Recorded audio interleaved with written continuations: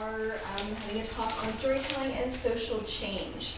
The talk is being led by Perfect. And Chris Andrews. And I'll just give you a quick bio on who they are and why they're here. So Katie's a climate justice activist and community organizer in Halifax. She's an active member of Divest DAL, a fossil fuel divestment campaign at Dalhousie University. She recently attended COP20, the UN climate negotiations in Lima, Peru, and she'll be going to COP21 in Paris, the really important one that we're hoping for something meaningful from, but it's anyone's guess at this point in time. She was on the organizing committee for Power Shift Atlantic and contributed to community organizing efforts around Nova Scotia's provincial fracking review. And Katie currently works as an organizer with the David Suzuki Foundation working on environmental rights, and she works with volunteers in Halifax and across Nova Scotia to have our interests, our inherent right to live in a healthy environment recognized by all levels of government. So some of you, if you went to the David Suzuki talk that happened back in September, you may have seen her introduced there as leading the kind of campaign here in Halifax. And Chris Andrews is a final year biology and sustainability student at Dalhousie University.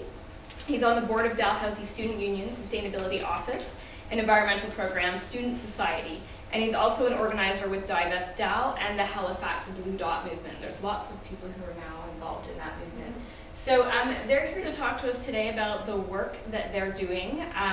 And for me, I was pretty inspired when I went to the David Suzuki talk because, teaching environment and development, often you get a lot of students saying, I'm so depressed, the world looks awful. And this campaign, I think, is pretty inspiring in terms of something tangible and real and at the local level that people can get involved in. And it's having an impact, and people can actually connect with local leaders, and it's something that's going to build. So in terms of, having hope, this is something that I think offers that really good platform. So with all that said, I'm going to turn the floor over to Katie and Chris. Awesome, thank you. So before we get started, I wanted to kind of get a sense of who is in the room and sort of the vibes you're bringing. It's just a nice way to check in with everyone. So if we could just go around and say your name and one word to describe either how you're feeling or why you came here today. Just one word. Great. Does anyone want to start it off? My name is Eduardo Hernandez. I'm a PhD student here in International Development, and I also teach the program. I'm Sam. I'm intrigued. I'm really excited. I'm a master student here at IDS. Vima Larella, IDS student, master student. I'm Kojo, IDS master student. My name is Ahmed. I'm a postdoc here.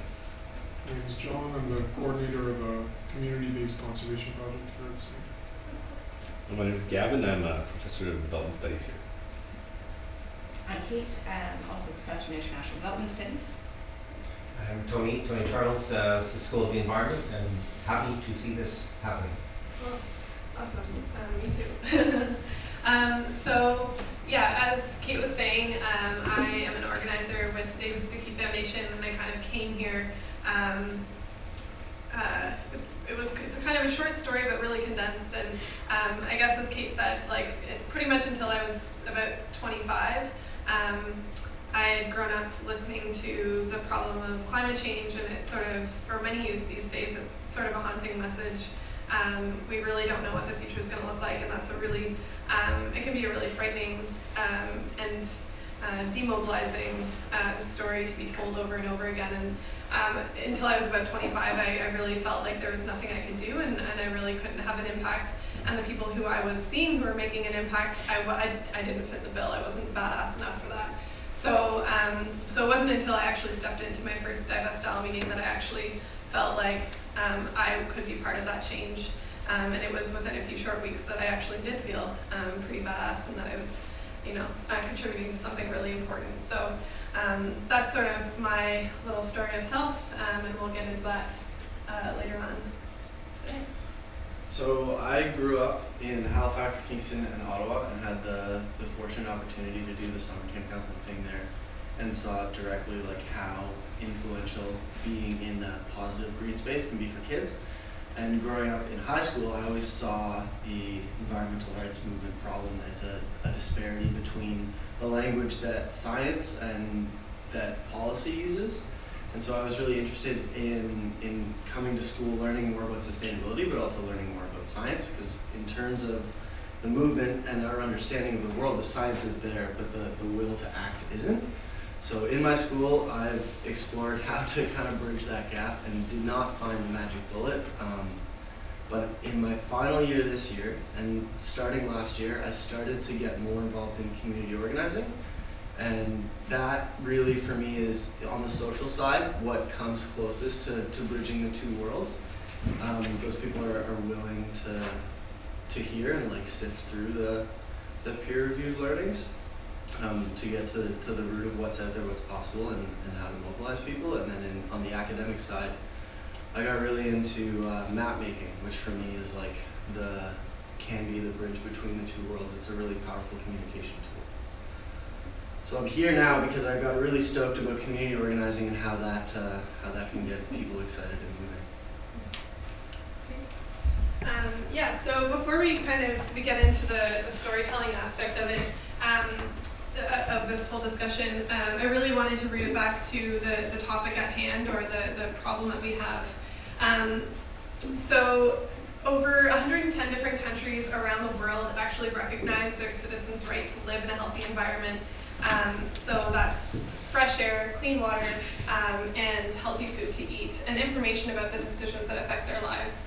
Now I'm sure, as many of the IDS students know, simply having that in a national constitution does not necessarily mean that those rights are uplifted by the governments, but there are a lot of cases where countries with this recognition in their constitution, that has served as a tool for people to find justice for some of the most severe health and environmental impacts in their communities. So, but Canada is not one of those countries.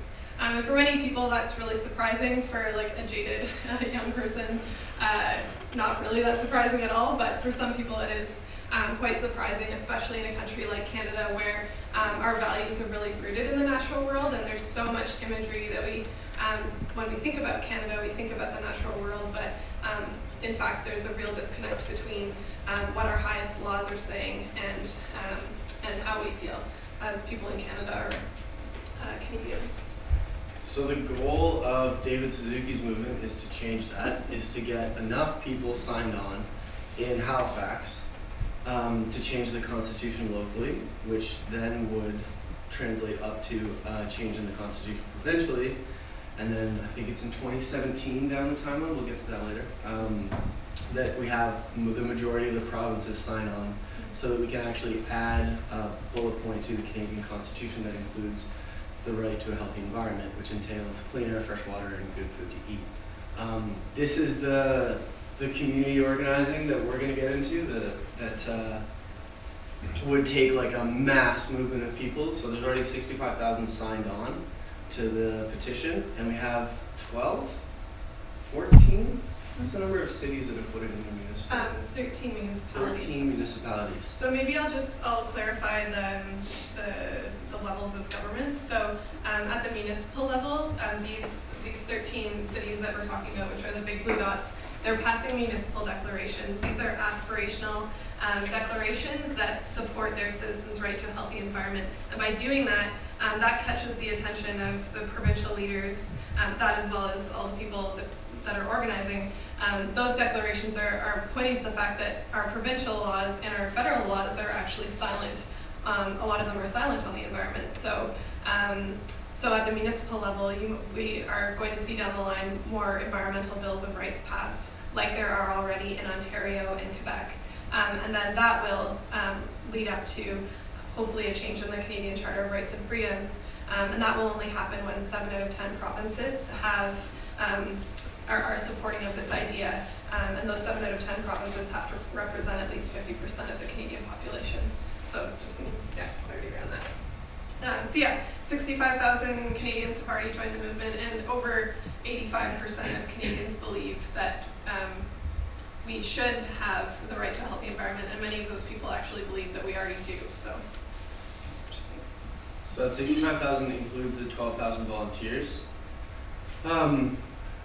That includes myself, that includes Katie, but we all fit into this snowflake model of what our capacity to help out, to get petition signatures going, to get municipal leaders involved is. So that's why today we're focusing on the story of yourself.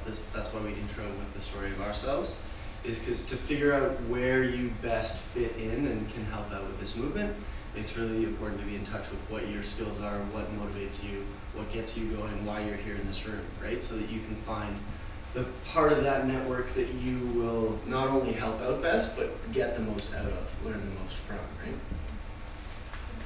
Totally. Yeah, and in any community organizing, or I guess the most successful community organizing, we know that there isn't sort of one person at the head who dictates everything that's happening underneath. Real social movements are about using those skills that you have and making it as a network rather than a sort of top-down approach. So that's the sort of model we're going with. Can I ask a question? Yeah, sure. Can you explain more about the hierarchy of communication, chain of command, like who's in charge? Like it's distributed kind of ownership of the project. Yeah. However, if you were like, asking someone about the results, who do you ask for? Right. Yeah, I can describe this in terms of my experience both with the national organizing team and the municipal organizing team. So the secret is really in five. So you tend to have sort of one person who acts as the hub. They're not necessarily the leader, or they don't dictate what those five people are doing, but they act as the hub and they facilitate communication between the four nodes around them. So for our national organizing team, this would be my superior named Sofika. She's the national organizing manager for this project. And then we have myself in Halifax. We have Liz, who's in Winnipeg. We have Cam Shima, who is in Montreal. And then we have one and soon to be two remote organizers working out of BC. And so then we, as organizers, have our teams in Halifax. So in Halifax, I work with a core team of about, really there's five people who I work with the most. And so I have, Chris is one person, so he's on campus. I have Kate, who's really heading up event organizing.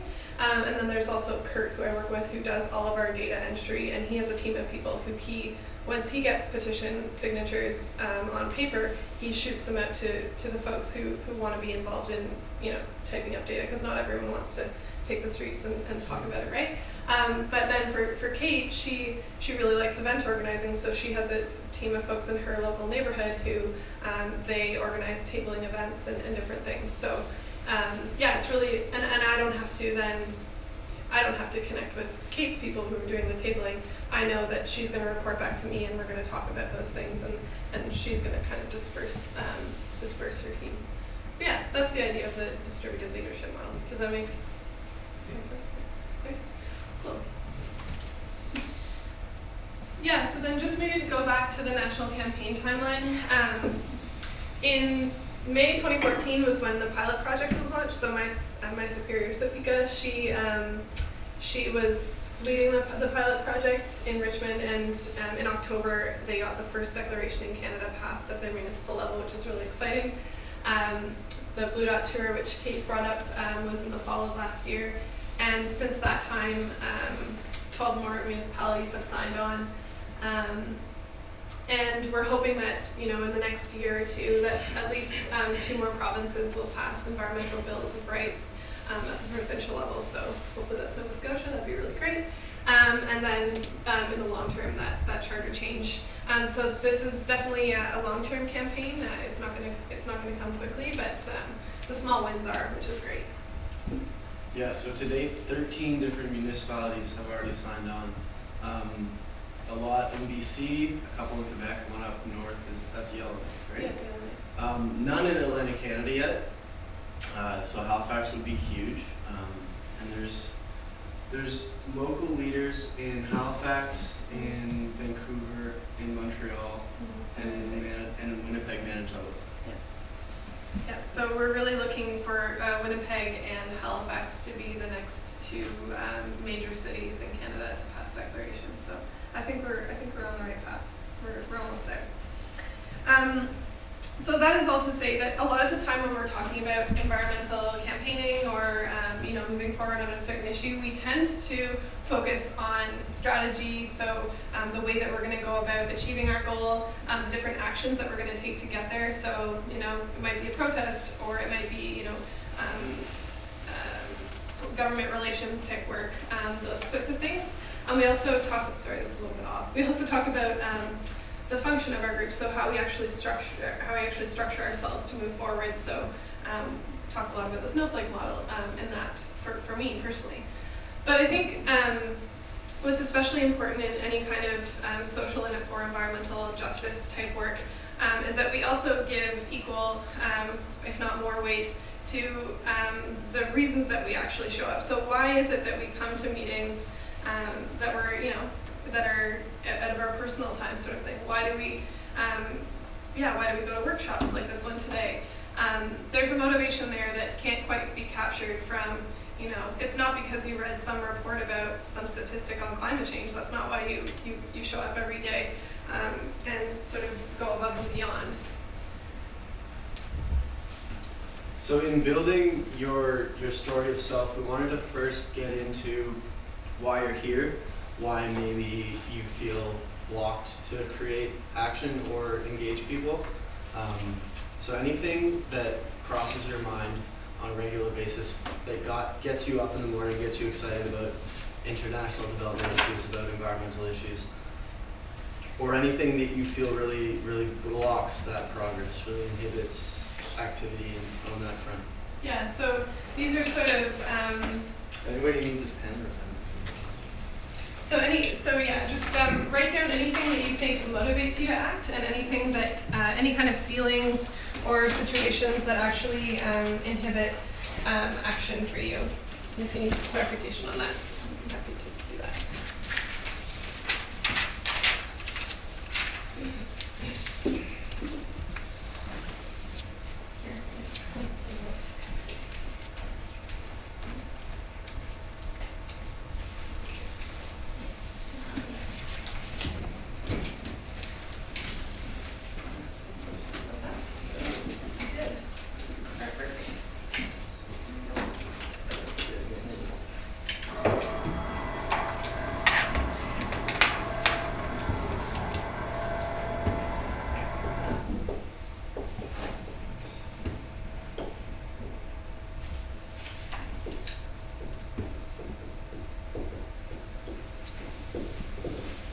And if you want to come up just when you've written those things down, you can just come up and stick them under the title there. Do you mind reading out which one stuck most to you? What's that? Do you mind reading maybe one bullet point from each? Motivators, my children.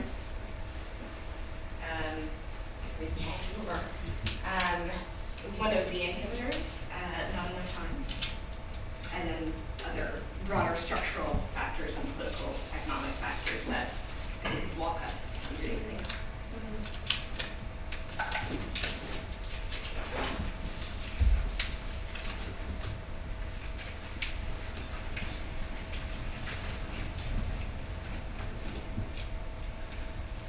Yeah, one of the things is return on investment in projects. Like, actually, if you're improving the livelihood of anyone, this is to be converted in terms of better, like tangible things. Like, actually, I don't like words that are just buzzwords. I love things that are smart, specific, measurable, achievable, that you can figure out is this important or not. For example, in terms of fair trade coffee or fair trade money, if you go there to the livelihoods and see that the income of the people has increased, number of schooling has increased, things like that, then you can say that these are effective movements.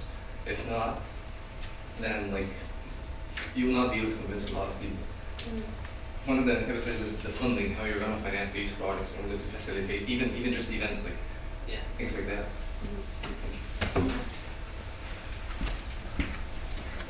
I like that a lot too.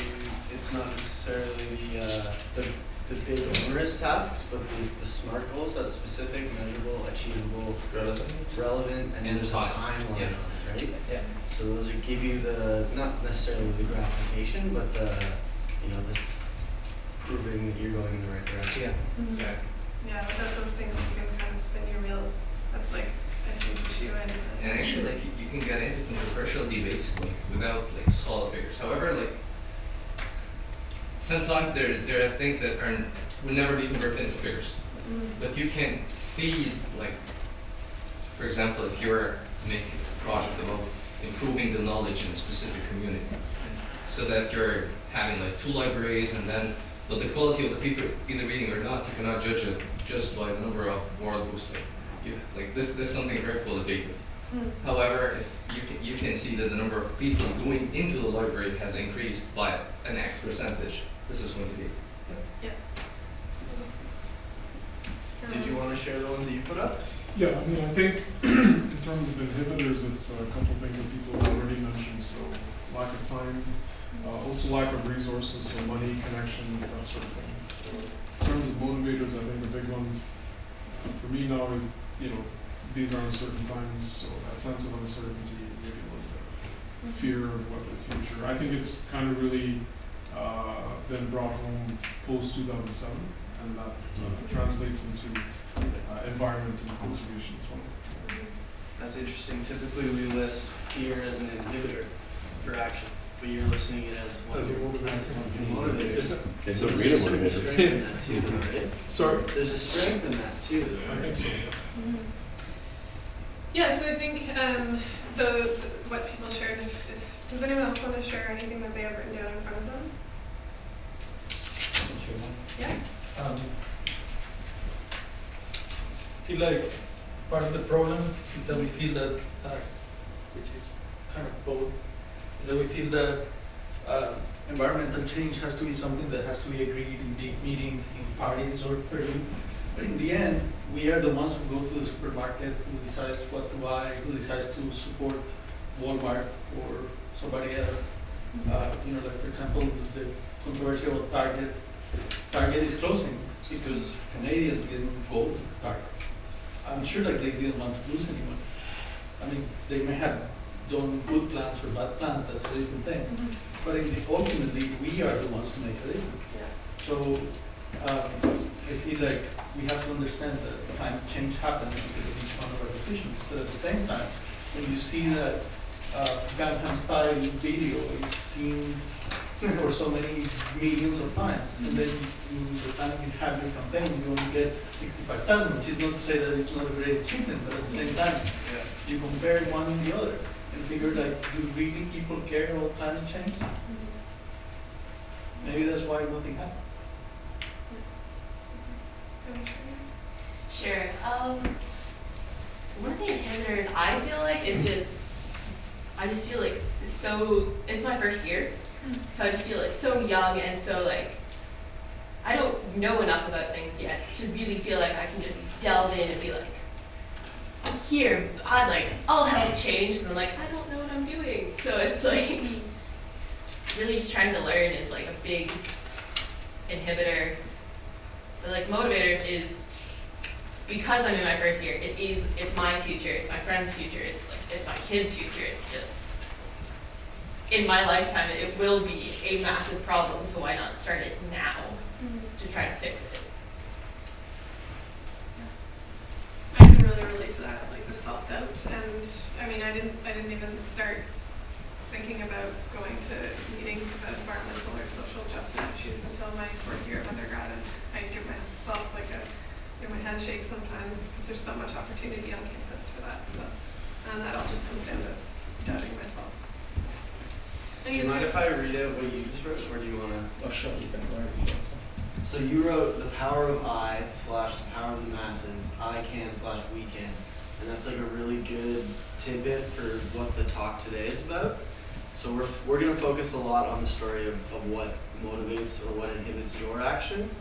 But the goal of understanding that is to make it relatable to other people so that you can connect with other people, so that you can connect it to the story of we and the story of now, like you were getting, right? I really like that one. Did you want to share the inhibitor? Yeah, I personally think it's having social change is not an easy thing. Okay. It's very complex, and we live in a very dynamic world. Things are very connected and sometimes disconnected. We have to think about that, and so it's not very easy. There are diverse interests, competing interests, sometimes synergistic interests that makes it happen, that makes it, makes it a little bit hard to achieve. We have to think about that. The laws that we make are not always in synergy. Sometimes you may have one law in one department that says you can harvest, and then you have another law in another department that says you have the choice to harvest or not to harvest. It's not always very straightforward. You can also think about other things like the stakeholders that you're going to be engaging with.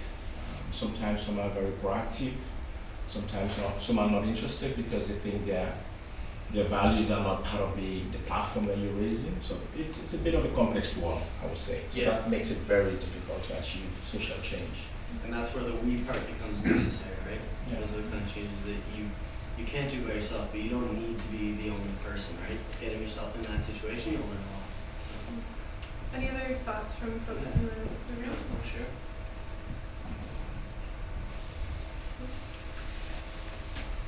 Thanks for participating. Yeah. I'll honor that. So I guess, so throw this back down. The really great part about storytelling in any kind of capacity, whether you're telling it verbally or you're telling it through photos, is that you can really use your values and sharing your values to jump from the feelings or the things in your life that might inhibit you from action to a place where you're actually motivated to take action. And through your story, you can not only do that for yourself, the self-reflection part of that can allow you to open up and do that, but telling your story to other people can allow them to relate to you in a way and say, I'm not in this alone, I'm not isolated. Other people experience self-doubt, and that there are ways that we can overcome that as a community by talking about it. And so this photo here, I think, tells a very beautiful story about a sense of urgency and a sense of hope. Desiree was one of the people on Burnaby Mountain, and I think this is just an incredible example of how people are telling a different story, especially youth. They're the first people to kind of lay on the front lines of these different pipelines or other industrial projects, because we simply know that the issue is very urgent. And so people are really telling their story in a beautiful way and inspiring hope. And maybe not everyone's going to be on Burnaby Mountain camping out, but it definitely does give you a sense of hope when you can see people sharing their life in that way. So has anyone been to the movies recently? Anyone seen a good movie? Kind of in the lull of good movies after Christmas and stuff. Any kind of TV episode or movie that you saw recently that really struck a chord? That struck a chord? Any movie. It might have been terrible. A movie or a show? Movie would be good. A movie? No. Yeah. I saw Sirena the other day. And what was that about? Sirena is about the oil industry. Mm-hmm. It's about different people trying to achieve the same thing in different ways, but it's very chaotic, and it brings out all the complex issues you see on the news every day, from extremism to energy, oil prices, to jobs, to migration, immigration, everything. It's a heavy one. Yeah. Were there like specific characters in the story? Was it following like a social movement or? I think the story is based upon the life of a CIA agent, I think, who used to work in the Middle East. Okay. So the motivation for the movie was based upon a couple of books written that talks about change within the Middle East and how that relates to energy policy in the U.S. Okay. Yeah. So the main character is then the CIA agent person. And there are several characters that the Okay. movie sort of revolves around, But but it all sort of connects at the Okay. end of the story. and sort of their challenge is this system that we rely on fossil fuels and all of the ways that power structures keep that in place. Am I Or sometimes things Following. like that. okay? Cool. What sort of happened at the end of the movie? Was there any result? Don't give it away. You have to watch Yeah, it. You I have will to see watch it. it. You have to see it. Okay. Spoiler alert. Okay, fair. It's really good. You have to see it. Cool. Okay. Interesting. So, yeah, we don't want to spoil the movie, but any movie that you go see, unless it's a documentary that might not have an ending yet, or on an issue that doesn't really have a result yet, like climate change, it tends to follow this very strange diagram that isn't very clear. But essentially, in every story, there's a character or a group of characters. And those people have a challenge. It could be something as small as, a turtle that has to cross a river and he needs his friends to help him across. At the end of every story, there's sort of an outcome, so the climax of it. And then if you take a step back, what is the big picture of that story? So for the turtle who wanted to cross the stream, the outcome was that he needed his crew of forest creatures to help him across. And the moral of the story is, if you have community, you can pass any hurdle. I don't know. So essentially, every story has these main elements. And so when we're thinking about public narrative and we're thinking about telling our own story, this is just something really important to keep in mind. If you want to tell a compelling story, try to have that. It's going to probably center around you, but bring in your challenge. The point where you had to make a choice, and then the outcome of that choice, and then the big picture moral of the story. Because those are the bits that are relatable, that connect your story to an idea or a challenge that other people have too, right? Make it relatable. Yeah. So in terms of public narrative, because we only have an hour and a half today, we're going to be really focusing on the story of self. But when we do talk about public narrative, there are really three major pieces in addition to the sort of classic story model. So the story of self is why you have been called. So why is it that you came to this room today, or why is it that you volunteer for a certain group outside of this, or why is it that you started this this project, sort of thing. So why have you been called?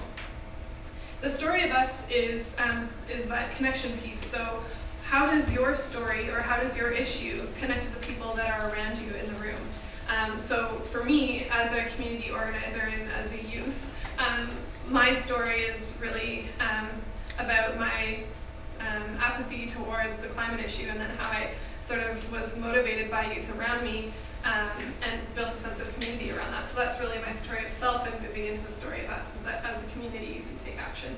And then the story of now is what is the urgent challenge why have you been called to act, and why is it urgent, and what choice do we have to make about it? So it's enough to say, this is the story of myself and this is my community, but what do you want people to do? What kind of action do you want them to take? And that's the story of now. So really important to weave all these things together and then have a hard ask at the end when you're using your public narrative. So for us, we're talking about climate change and environmental rights, but it could be anything. It could be, you're talking to someone about a community garden in your neighborhood. The story of now is, maybe you need them to come out and help you run a workshop on something. So we need this workshop to happen because this community is struggling with food security, and all hands on deck, will you come out and help me? That's kind of the story of now in a nutshell. And that's really important to bear in mind when you're constructing your story of self, right? Because that's the end game, the goal is to bridge it. If you guys would indulge us, we want to take 10 minutes to work on your story of self. So participation, obviously not mandatory, but think of a goal that you have, something that you want to achieve, be it, for this movement, a goal that I made was to get 100 signatures, 100 people to sign up. For you, it might be get, a couple shovels for your community garden. Whatever tangible thing you want to achieve within the next, it has to have the timeline as well, like you were saying. That's the story of now, though. We're doing the story of self. Right. Yeah. So what we're we're going to do for this activity is answering the question that's up here, is why have you been called to act, or why are you here today, or sort of, yeah, where was the pinpoint in your life where things shifted for you and you decided to take this path that you're on now? And the public narrative and the story itself is, if you can kind of tease out that choice point, you could tell your story in 2 minutes, or you could weave it into a story of a half an hour long. But we're really going to go for 2 minutes since we have such a short time together. So yeah, when was that point in time where things shifted for you? If you can think of that. If anyone needs pencils and paper, I have some extra. If you want to write it down.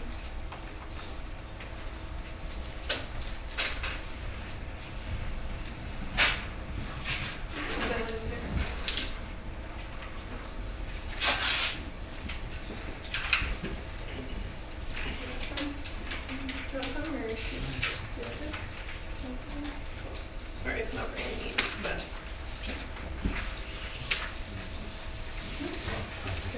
Keep in mind.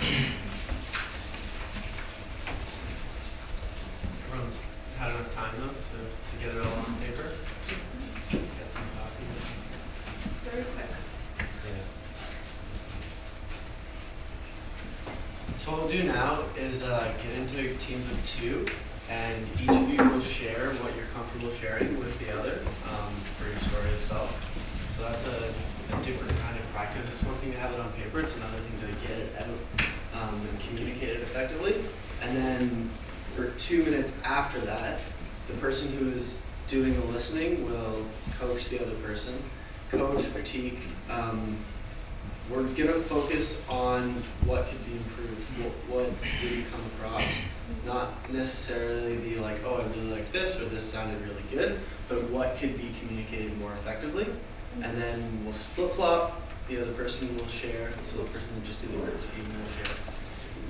And then the person that shared first will do the same. We've got questions for the... Yeah, it's up there. I might just add to that if there is something really positive about what someone said, or like a piece that you really wanted them to talk about more, to do tell them, you know, what was the smell, or what was the feeling that you had during that moment. And when you're giving feedback too, just like we are talking about our personal stories, so don't come down too hard. Like try to have it be constructive. Yeah, we're not. This isn't like a science presentation. It's about our lives. So try to be gentle with your feedback. So these are some constructive questions that could center around what you wanted out of the person, or what you got. So what was moving? What were the challenges, choices, outcomes of the story? Some of the dominant schemes we were talking about earlier. Does everybody have? We're an even number. Does everybody have a partner? I'll go with anyone. Yeah, John. Three of us, or We can do this. All right, so yeah, so take 2 minutes to tell your story. As a person listening or receiving the story, try to active listen. So don't like affirm what they're saying or have a response. Try to really be there and listen for the full 2 minutes. Can be awkward, but it's a good exercise. And then when you're done with giving feedback, then you can switch, and we'll give about 5 minutes to do this part of the exercise. So I have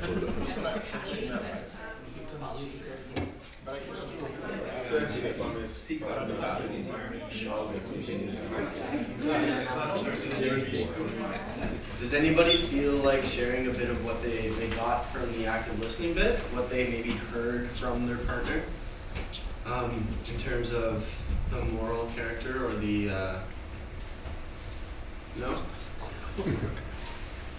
You know what I would share from we had very scattered stories, lacking narrative and content. But the one thing that I thought was really interesting, actually John had sort of said it, is that the stories seem to be more about a series of small things. There's not like moments, well there are maybe some moments, but not grand moments of revelation where your entire life pursues a different course, but rather a bunch of different moments, and sometimes even shifting moments where you go in different directions based on those moments. So that was sort of a lot of what our narrative discussions were around. Yeah, definitely. yes, that's certainly something that I've been sort of trying to do for myself, is like where are the different periods of my life where things sort of change or like there's something new. That's a really good point, and it's really good to think about it in that way, especially when you have more time to talk about yourself. But if you're only given 2 minutes, the really effective way to do that is to try to distill one distinct moment, to try to be able to articulate that. But totally, yeah.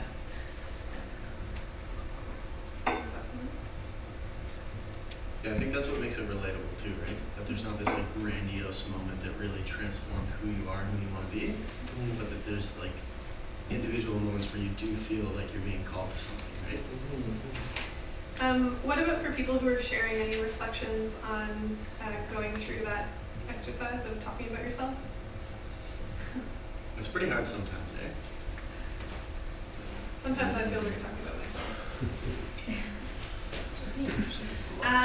Cool. So just to sort of to recap, really important elements of story are trying to first talk about yourself. That's a hard thing to do sometimes. But as you're thinking about your public narrative, to try to talk about how this relates to the bigger picture, and if you were going to use your public narrative to kind of call someone to action, how you would do that, how you think this relates to them, and why you're calling them to act.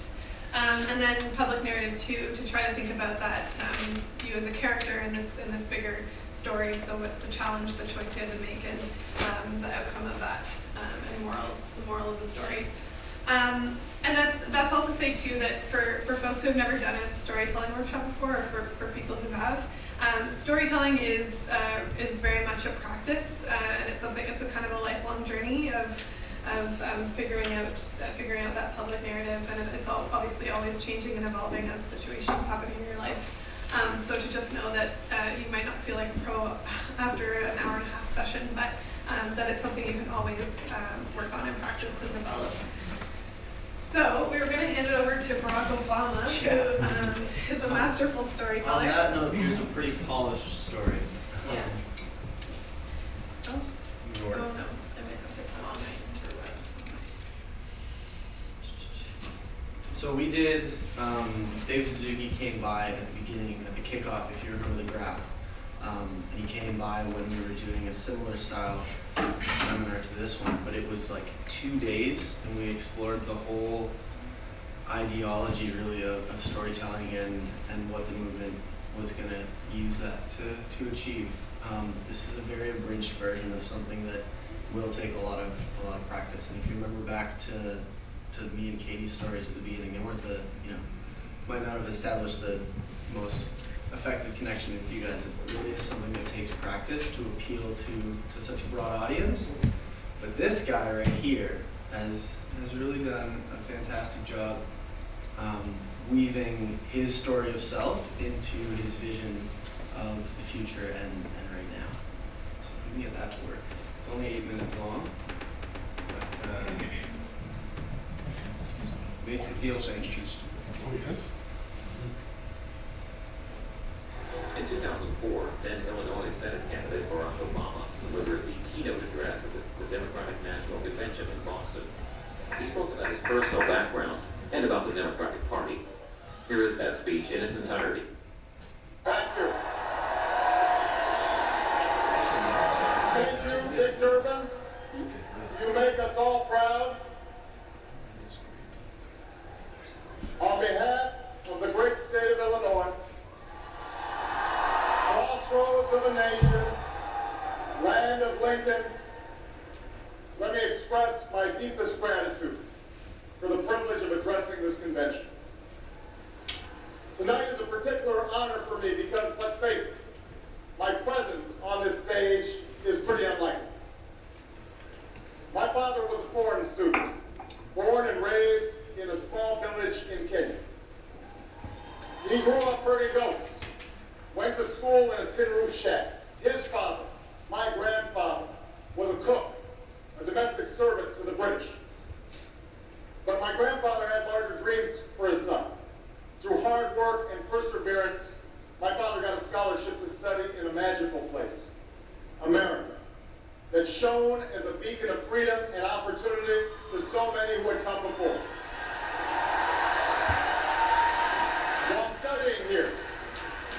father met my mother.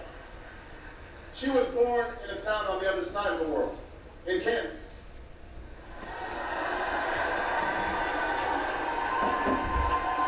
Her father worked on oil rigs and farms through most of the Depression. The day after Pearl Harbor, my grandfather signed up for duty, joined Patton's army, marched across Europe. Back home, my grandmother raised a baby and went to work on a bomber assembly line. After the war, they studied on the GI Bill, bought a house through FHA, and later moved west, all the way to Hawaii in search of opportunity.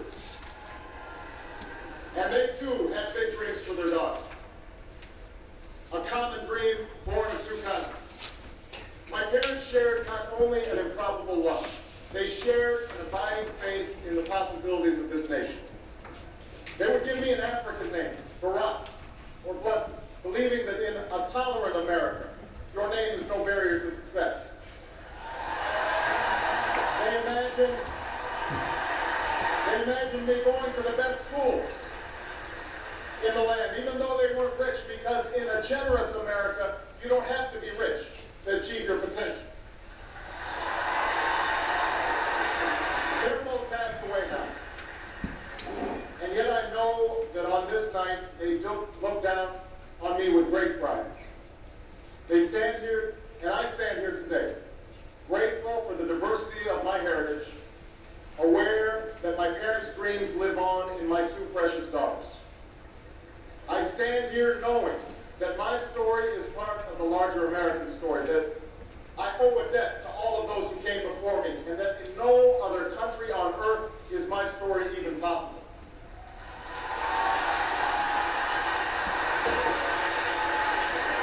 Tonight, we gather to affirm the greatness of our nation. Not because of the height of our skyscrapers, or the power of our military, or the size of our economy. Our pride is based on a very simple premise, summed up in a declaration made over 200 years ago. We hold these truths to be self-evident, that all men are created equal, that they are endowed by their Creator with certain inalienable rights, that among these are life, liberty, and the pursuit of happiness. That is the true genius of America. A faith in simple dreams, an insistence on small miracles, that we can tuck in our children at night and know that they are fed and clothed and safe from harm. That we can say what we think, write what we think without hearing a sudden knock on the door. That we can have an idea and start our own business without paying a bribe. That we can participate in the political process without fear of retribution, and that our votes will be counted, at least most of the time.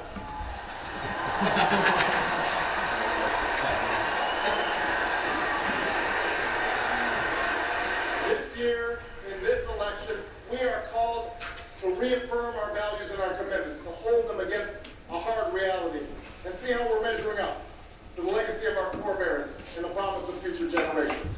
And fellow Americans, Democrats, Republicans, Independents, I say to you tonight, we have more work to do. More work to do for the workers I met in Galesburg, Illinois, who are losing their union jobs at the Maytag plant that's moving to Mexico, and now are having to compete with their own children for jobs that pay $7 an hour. More to do for the father that I met who was losing his job and choking back the tears, wondering how he would pay $4,500 a month for the drugs his son needs without the health benefits that he counted on.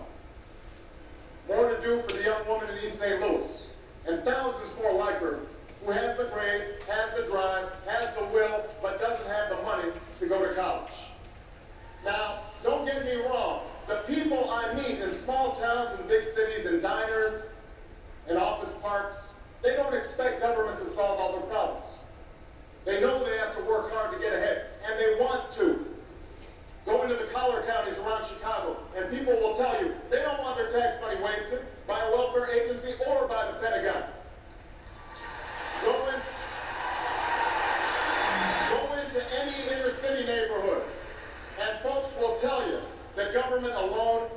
teach our kids to learn. They know that parents have to teach, that children can't achieve unless we raise their expectations and turn off the television sets and eradicate the slander that says a black youth with a book is acting white. They know those things.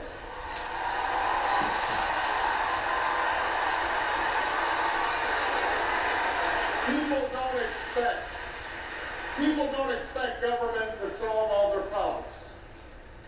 But they sense deep in their bones that with just a slight change in priorities, we can make sure that every child in America has a decent shot at life. And that the doors of opportunity remain open to all. They know we can do better. And they want that choice. In this election, we offer that choice. Our party has chosen a man to lead us who embodies the best this country has to offer. And that man is John Kerry. It's early up there. Yeah. Get back to where am I here? There we go. Yeah, so My computer deciding, no, I guess I'm going to see.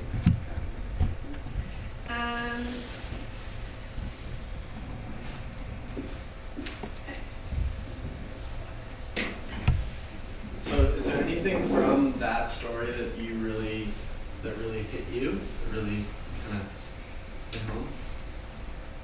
No? It's pretty remarkable. what about the story of me? Can anyone pick out some pieces where he was talking about the story of me in a really clear way? It's interesting how he shifted. He started off that way. It got, started off all about his story and then shifted entirely into not his story, not about him. So there was that, like the last few words or the last 5 minutes almost was not about him, but he started off by getting the ball rolling, in a sense by connecting up his story with, with the bigger picture. Of course, that's, part of his goal is to raise his own profile. So it's a little bit off from maybe what we're talking about, where the goal isn't to raise my profile, but to connect with other, so it's like there's a slightly different purpose maybe there too. Sure. Yeah, just building off of Tony. The one thing, and maybe this is the person who's been trained to critically look at everything that's being said, and he starts off with, and it's a remarkable story certainly, but it's a bit of the American dream, that if you have the will, you can do anything you want. And I often tell my students that that's a bit of a, and I believe it myself, that that's a convenient way to blame the individual if they don't do well, and there's nothing bigger.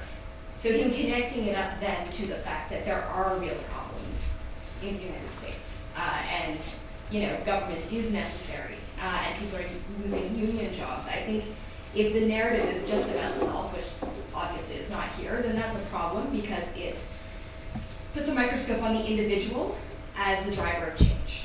You don't need to connect to movement, and that's why I thought the Blue Dot movement appealed to me, because it's not just about you as individuals can go out and just make the right choices and change the world. You actually need a movement, and you need to focus on government decisions, and you need to focus on bigger structures that make decisions that are often way beyond your control. So I was glad to see him connect it up then, because otherwise it stays at this, it's just about the self, and to me that's a dangerous narrative if we don't then connect it to something bigger. Any other thoughts on that? I think the narrative serves, the story itself serves a purpose, however, to help, and I think this connects back to what Tony was saying as well, but I think the narrative of the story itself really helps people to connect to the individual somehow, to appreciate him as an individual, as kind of a,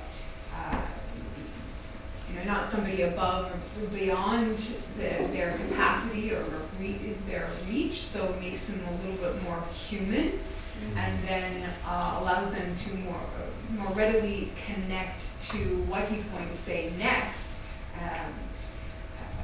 Perhaps the message after here's the story of me, connect to what I have done and what I believe in is much more what he was attempting to do with starting off with that story itself. I don't know what his purpose was and the way he pulled the story together, but I would think that it was to culminate at that end point in something of to allow the person that was listening to connect to the last bit of the story a little bit more readily.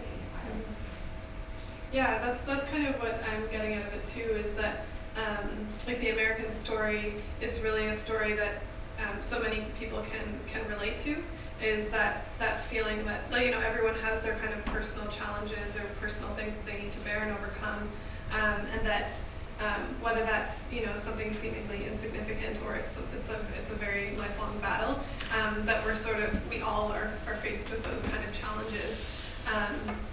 And yeah, so that's I mean, there's a lot of different layers to this, and we could talk about them for days. Any other thoughts on maybe anything that you thought was particularly captivating during his speech?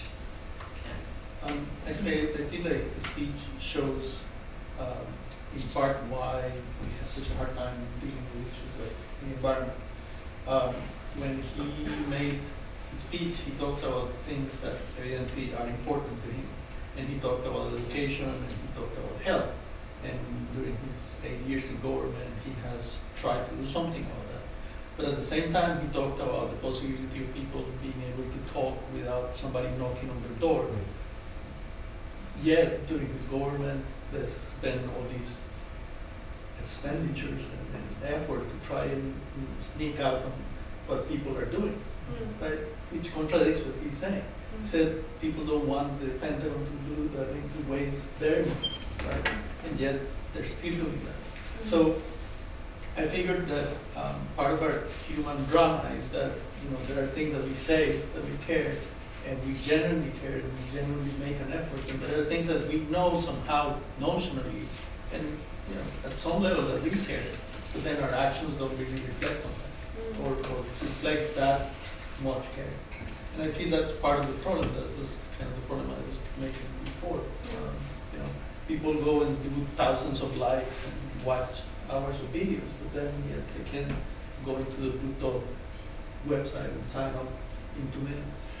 And, you know, it would make a huge difference to have, you know, 60,000 but 30 million signatures. That's why that doesn't happen. Yeah, I have similar worries about the self-narrative connecting it to its outcomes. It's funny, when we were in St. Vincent and the Grenadines last summer, we went into a meeting of cocoa farmers that had some guy from the US came in and gave them this really inspirational speech about his life from starting his own car wash, and then from that he built into his own chocolate factory, and then he sells his own chocolate in Boston and all this sort of stuff. And the cocoa farmers were just like in tears of joy. This guy's story was so inspiring for them. It made them realize that they could really start up their own cocoa cooperative. We left. 3 months later, the cocoa industry in St. Vincent and Grenadines went belly up. I worry about that. When I was at the David Suzuki talk, it's interesting. He evoked, as I recall it, Tommy Douglas. I actually find Tommy Douglas more inspiring than Barack Obama in that way. The biggest thing is that Tommy Douglas achieved universal healthcare in Canada in a very complicated, conflictual way, doctors strike and all that sort of stuff.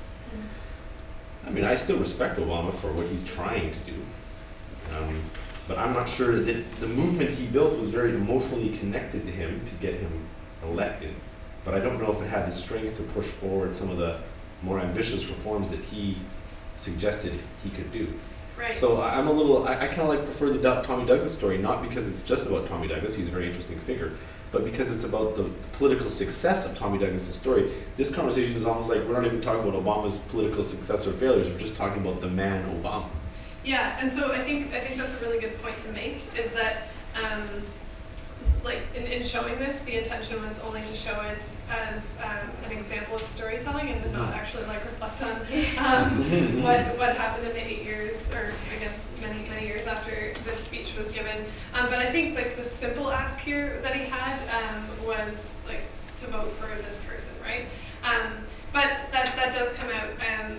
This community organizing model that we shared is one that was used in the Obama election and re-election campaigns. So I guess just in like the most basic sense, is that he would never have been elected had it not been for a massive movement at the very local level. There were millions of people who were taken to the streets in the model that we showed, the distributed leadership model, and they weren't simply saying this is Obama's platform. They were having like household discussions in people's living rooms. They were going door to door, but they were talking about the very like fundamental values that people in America have. So that's, you know, loving the people loving the people that are, you know, in their family, and the health of those people is really important to them. So then the healthcare platform is really like a huge part of that. And so I guess that's all to say. We could analyze Obama's political platform, but I think just is a really good example of storytelling. But if you go to the Leading Change Network, which is what this whole organizing model, where it all came from, they have some really excellent examples on YouTube of students in the class, in this class out of Harvard, who've done their public narrative, and they take a whole semester studying this whole organizing model. So if you go there, you can kind of see how people in their local communities are using public narrative to say start up an organization for recent immigrants to have access to basic resources or different things like that. And it's really inspiring to see how people are able to do that. So yeah, this is just one example. There are many artful storytellers, and David Suzuki is also one of them too. The whole Blue Dot tour was framed around this whole story of self that he did, and weaving that into the larger picture. So yeah, there. And this is something that we've really brought into the organizing here in Halifax. So this is from our kickoff event that we had in November. And we actually had a few speakers there. One of them was Elle Jones, who is a poet and a brilliant storyteller. We also had a couple of kids there, because kids are also telling a really important story of our time. And so Malachi, who's on the far right, he's 5 years old. He's the son of one of our volunteers, and he told his story, why he cares about his environment. And then Mackenzie, who's on the far left, she did a call to action. She's a really inspiring leader in her school and in the youth movement in Halifax. And she said, you know, if I can do it, anyone can do it. And I think that's incredibly powerful.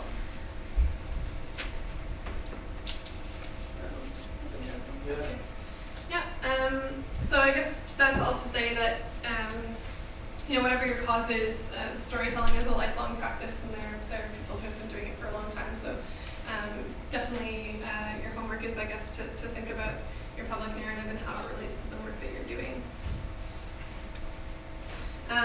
If you're interested in getting involved in the Blue Dot movement, I know we didn't really talk so much about that, but if this is something that you're keen to learn about, so the environmental rights movement in Canada, we actually present tomorrow to the Environment and Sustainability Committee of Council. So myself and another volunteer are going to do that, and we're bringing to them a municipal declaration for environmental rights. Maybe you want to talk about the rest of this stuff, right? Sure, yeah.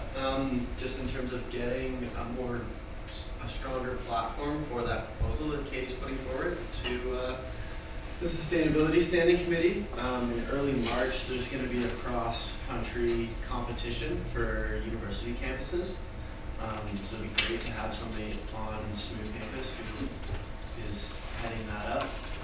We're going to have representation of Dow campus, and that's going to be a kind of fun way to get the students on board. And that's all gearing up towards the goal of, or the Halifax regional goal is to have the municipality sign on and change and incorporate the right to a healthy environment on Earth Day. Mm-hmm. Right? That's the hope. We'll see. That's the hope. So that's early spring. Yeah. What's the competition about? Getting signatures. Yeah. Getting the 30 million out, right? Yeah. So it's coming to fruition in March. It's in the planning building stages right now. Yeah, and so how campuses go about doing that is going to be really different from place to place. know that there's been some talk about doing, workshops and different things during Earth Week, and using those as sort of a capacity building point, and then also during that time having people going out and talking to people, and it's almost like a Shinorama sort of situation. I just ignore the point if you don't like the point, but April 19th is a horrible time, on campuses, just simply from an exam perspective. Just having had some experience with trying to put together events, that's never a great time, but. Yeah, the Campus Challenge is actually early March. The Earth Week celebration is going to be a national day of action, so it's on. Yeah, but if you're going to do anything on campus for that particular week. Yeah. I think we'll probably be doing like a kind of Halifax-wide celebration, so it won't just be focused on campus. But that's a really good point. That will probably determine what we do. Yeah, and then ongoing, we have teams of people who do canvassing or events in their local neighborhoods. So if this is something you can kind of see that like a place you could fit in, maybe have a unique skill or connection, by all means reach out. And if you're interested in adding your name to the petition, you can go to bluedot.ca, and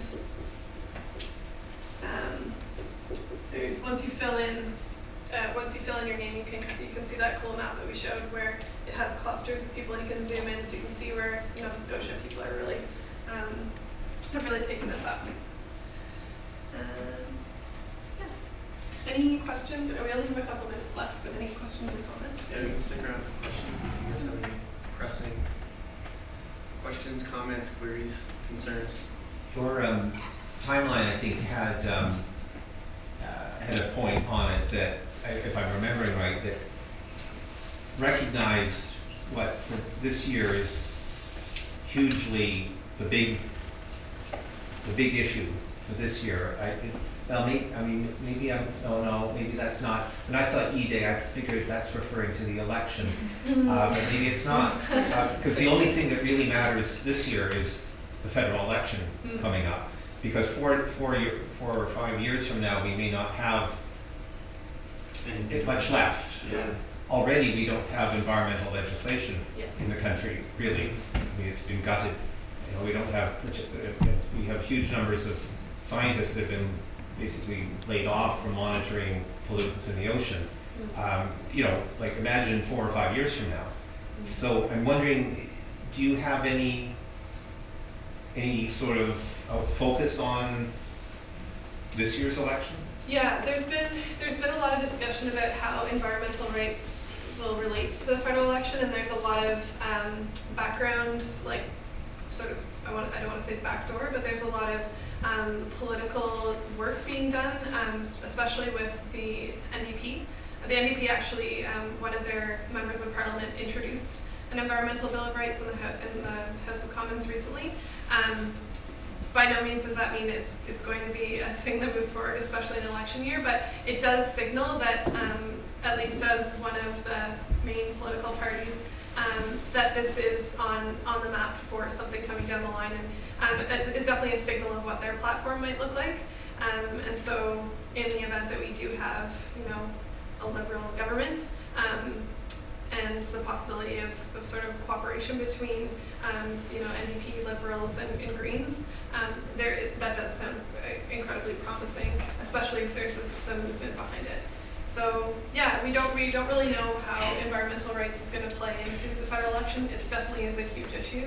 Environment in general is a huge issue, with pipelines and climate change and different environmental justice issues. I can certainly see this feeding into the election. I was wondering because part of our discussion today was around the storytelling model in a sense, and the decentralized approach that you have for Blue Dot. I mean, that and in relation to Obama getting elected in the U.S., as you pointed out, so in a sense there's a big that would be very relevant in an election year in Canada, around that kind of grassroots but organized effort on the election front. I mean, it's different from a 3 or 4 year campaign, but it's in the short term, that kind of model, I mean, it worked for Obama, and I guess that's the point, is that, but not, I mean, I don't mean not, of course, that was a political party thing. Yeah, But that's the you can challenge still as a do nonprofit. that. It's a challenge of a nonprofit, though. I mean, we have charitable status, and so can we go out and be doing canvassing about who to vote for and talking about report cards? We really can't do that. So I think there is a way you can go about talking to people about environmental issues and talking about the election and asking questions like, what are the main determinants of the way that you vote? Is environment one of those things? Like, what is your sense of what the major political parties are bringing to the table and infusing that? But it's a really fine line. And I mean, the foundation, the David Suzuki Foundation, was recently audited by the federal government. So to then go into an election with 60,000 people talking about Blue Dot and its relationship to the to political parties is a very dangerous approach to have for a nonprofit. But we'll see. And I'm just thinking along those same lines, it would be interesting to have more theories on change. You have some good models on the distributed leadership and the snowflake. Those are nice strategies. But then I want to think there are many different windows in which you can have change, and the political window in terms of voting is one. And so developing that theory and strategies, linking that up with your strategies will actually help for people to know that you can have a personal story, you can connect that with others as us, and then you have the power now. You can either vote or you can do something strategic. But it would be nice to have maybe something on theories of change that links with your strategy. And voting could be one of those. Yeah, it's definitely a question I've been sort of asking myself too. I mean, if environmental rights is the only issue, which I definitely don't believe it is, then you get into a situation where you could be pointing towards one political party, but that could split the votes between two parties who, like for me, I'm thinking about the Liberal Party versus NDP. Well, I think, in my opinion, the Liberals have a stronger chance of winning the next election as opposed to the NDP. So I wouldn't want to be contributing to vote splitting on that. So, yeah, definitely like something to think about and talk more about. And that could be other people's role to play at different platforms in terms of mobilizing the necessary mass for change. But then having some sort of window or platform for people to think about it, not just in terms of what you study in school, but also what you do in terms of your right to civil rights to vote and to do something else could be much more instrumental. Yeah, and just to add to that, I mean, again, I know the whole, auditing of the wrong, charities right now, or the right charities, or whatever it might be, depending on where you fit in the political spectrum. So it's a very difficult thing to do, but I do think, thinking that through as well, because, the goals to get these declarations at the municipal level and push them up, I think is a good one. And then it's also thinking about, I read a headline yesterday saying that the Harper government's new anti-terrorism legislation is going to criminalize protests, such as those taking place in Burnaby right now. So what does that mean when they can say it's critical infrastructure? So that's going to trump, everything else. And so if we can think constellationally, in terms of how we connect those kinds of dots in terms of we focus on the municipal with the goal of also being political actors too, right? So it's also got to be in the hope, and you guys can't necessarily go out and do, you have to be very careful, but in terms of as us as actors thinking about how we're political actors too, and it's got to be, thinking relationally or constellationally so that we can actually think about how decisions in one place affect another. Yeah, definitely, and I think for me personally too, I don't necessarily feel bound by this specific thing. I mean, there's a 40-hour work week, and then outside of that, I'm a very political actor. So we don't exist in a silo. So I definitely agree with that. we're pretty near our time, but yeah, if anyone has any feedback on, I mean, this is always a practice for us and we're working on it, so if you have any feedback, halifax@bluedot.ca, I will receive those, that would be amazing. We're always trying to learn and develop, so. And thanks everyone Yeah. for coming out today. Thank you for hosting us.